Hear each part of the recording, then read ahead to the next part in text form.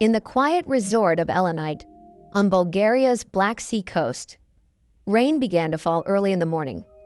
At first, it was only a drizzle over the sea and the hills beyond. But within hours, the sky darkened, the wind grew stronger, and water began to pour down in thick, relentless sheets. By midday, the peaceful resort turned into a raging torrent. Streets disappeared, cars floated, people screamed from windows. The Black Sea swallowed everything that reached its edge. The storm had hit suddenly and brutally. Between 200 and 250 liters of rain per square meter fell in a short span, more than what usually falls in weeks. The ground could not hold it. The drains overflowed.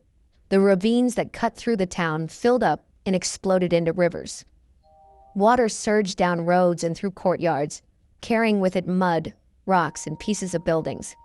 What had been a resort for tourists now looked like a battlefield.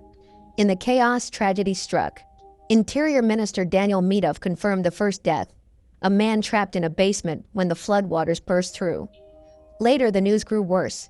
2 rescuers who rushed to help others were swept away.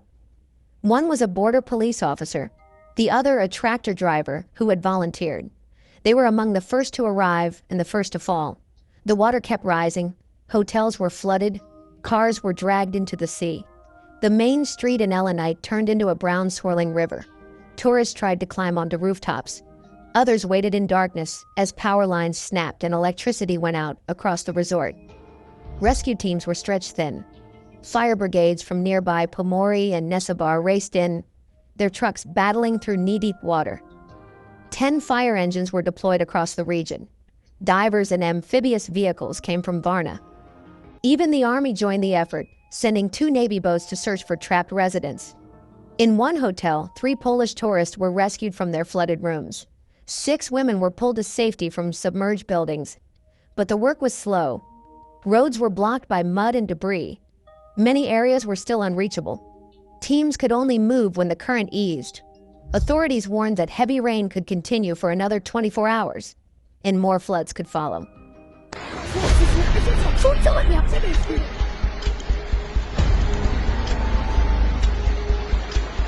By Friday evening, officials declared a partial state of emergency across the Burgas region. Electricity was cut off to prevent further hazards. Public transport was suspended. The government held an emergency session to coordinate the rescue. Helicopters hovered over the coast as the Defense Ministry announced it was ready to send more forces if needed.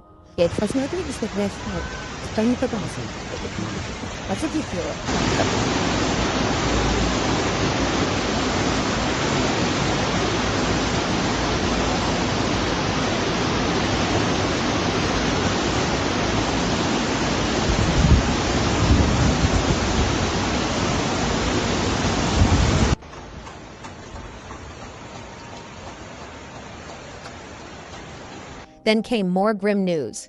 A 4th body was found, a 58-year-old woman buried under mud in her home.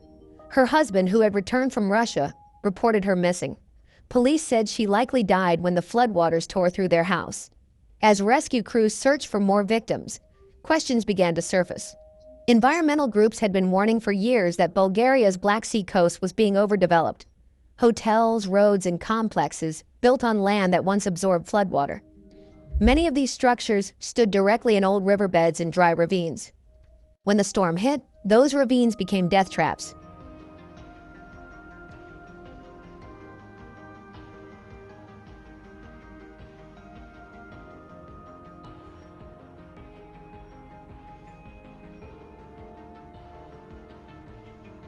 The Environment Minister ordered an immediate inquiry into whether the buildings had been legally approved and whether construction rules had been followed. Officials noted that there is no such thing as a dry ravine. Every one of them can turn into a river when the rains come. Yet over time, they had been paved, built over, or filled with foundations.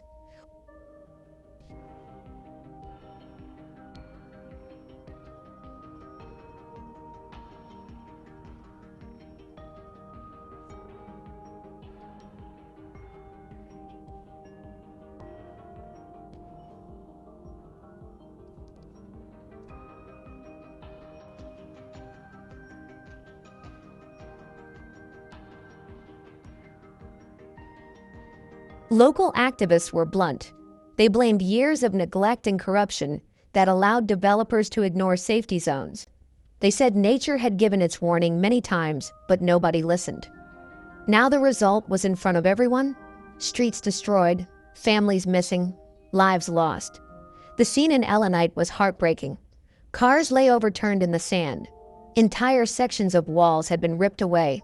Furniture floated in pools of mud. Debris from kiosks and playgrounds littered the beach. The sea itself turned brown from the dirt washed down from the mountains. Volunteer groups began arriving from nearby towns to help with evacuation and debris removal. Some locals expressed frustration that official aid had been slow to reach them, but even the professionals were overwhelmed.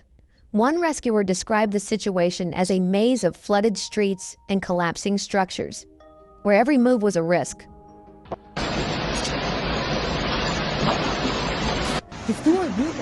Ребята, второй этаж! Уже пошел! Стекло рушится, что делать? Ребята, спасайте, пожалуйста! Meanwhile, other parts of Bulgaria were facing their own crisis. Heavy rainfall and snow hit the northwestern regions, closing mountain passes and cutting power to villages. The National Railway Company reported train delays and fallen trees damaging power lines. It was as if the entire country was under siege from the weather. Across the Balkans, similar chaos unfolded. Serbia and Bosnia were buried under early snow. Power lines snapped, towns lost electricity, and roads turned impassable. Experts said extreme weather was becoming more frequent, linking it to rising global temperatures. Just weeks earlier, the same region had seen heat waves above 40 degrees Celsius. Now it was drowning and freezing at once. By dawn, the scale of destruction was clear. The water had receded in some streets, leaving behind piles of debris and twisted metal. Shops were gutted. Hotel lobbies were filled with mud. Locals stood outside their homes in disbelief. For them, the flood was more than a natural disaster. It was a warning of what years of reckless building and neglect could cause.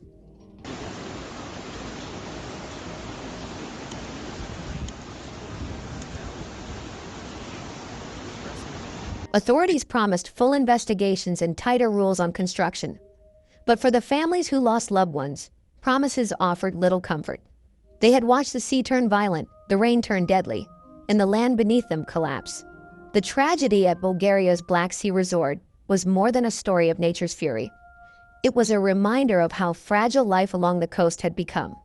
When the flood came, it didn't care about resorts or reputations. It simply followed the paths humans had forgotten, the ancient riverbeds that once carried rain safely to the sea.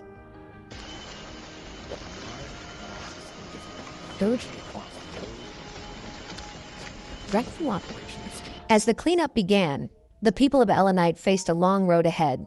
Streets would be rebuilt, hotels repaired. But for those who saw the flood take everything, the memory of that day, when the sky opened and the sea rose, would never fade.